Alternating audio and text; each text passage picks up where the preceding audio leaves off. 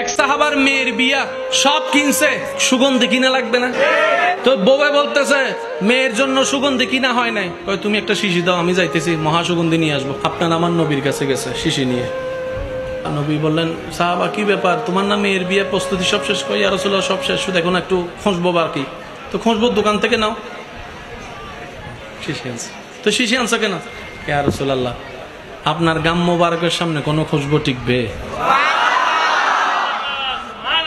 আপনার গাম মোবারকের সামনে পৃথিবীর কোনো খুশবু টিকবে?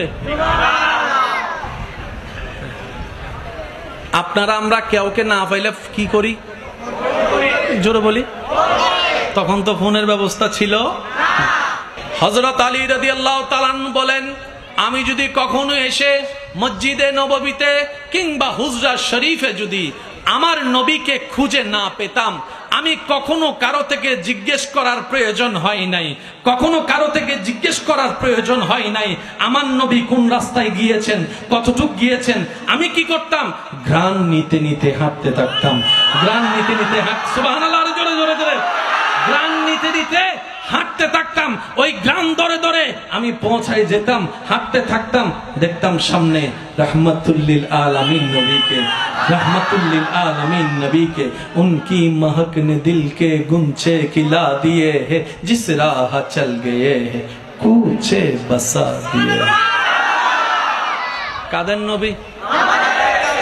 স্ত্রী একা আছে, স্বামী নাই, সংসার হয় না। স্বামী আছে, স্ত্রী নাই, সংসার হয় না। স্বামীর 50, স্ত্রীর 50, 50-50 100, তখন এটা হয় সংসার। স্বামীরও দরকার, স্ত্রীরও দরকার। স্বামীরও সুখে থাকার অধিকার আছে, স্ত্রীরও প্রাণ ভরে নিঃশ্বাস নেওয়ার অধিকার আছে। ডান হাত তুলে দেখাই বলেন ঠিক কিনা? বরাবর অধিকার আছে না নাই? দিয়েছেন কে? জোরে বলেন দিয়েছেন কে? আল্লাহ আমাদের সবাইকে একটু বুঝার তৌফিক দান করুক। নবী রহমাতুল্লিল। আল্লাহর ওয়াস্তে যে দুই একজন আমাকে ভালোবাসেন আল্লাহর জন্য, আপনাদের উপর আবদার করে অধিকার রেখে কথা বলার সুযোগ আমার আছে না নাই? বড় হিসেবে বলেন, বন্ধু হিসেবে বলেন, ছোট হিসেবে বলেন, একটা অধিকার আছে না? আমাকে যারা ভালোবাসেন অন্তর থেকে একটুখানি এক জাররা যারা ভালোবাসেন, আমি আপনাদেরকে এই অনুরোধ করে একটা কথা বলছি। আজকে থেকে যদি বাঁচতে চান, জীবন সুন্দর করতে চান, 1 নম্বর কারো দোষ খুঁজবেন না, 2 নম্বর কারো ভুল ধরতে যাবেন না, 3 নম্বর কারো জন্য বিচারক হয়েন না। আল্লাহর ওয়াস্তে কথা মনে রাখেন, তাহলে এখানে শান্তি পাবেন। কারণ আমরা যেই বিচার হয়, যেই বিচার করে, সেও কোনো না কোনো অপরাধের আসামি। একটু বুঝে নেন না রে ভাই।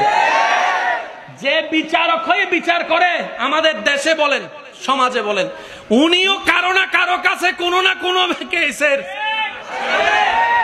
যিনি অন্য রোগের আক্রান্ত, অন্য অপরাধের আসামি, তিনি আমাদের সমাজে বিচার করেন। তাহলে বিচার কিভাবে 100% রাইট হবে?